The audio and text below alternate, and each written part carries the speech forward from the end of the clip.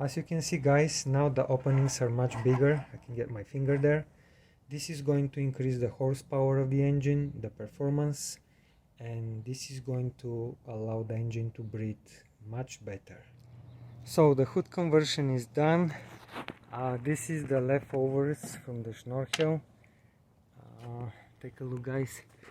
There's a much better clearance in between the snorkel and the top part.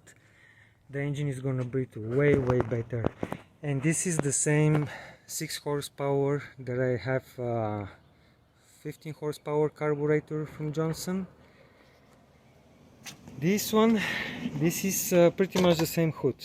It's coming from 8 horsepower. Take a look, guys. I'm trying to show you. This one could be modified too. Any hood could be modified, including this. This is 9.9 15s. Take a look, guys. You can check my videos. I have a special video for this one. And this is the original 15 horsepower with the openings.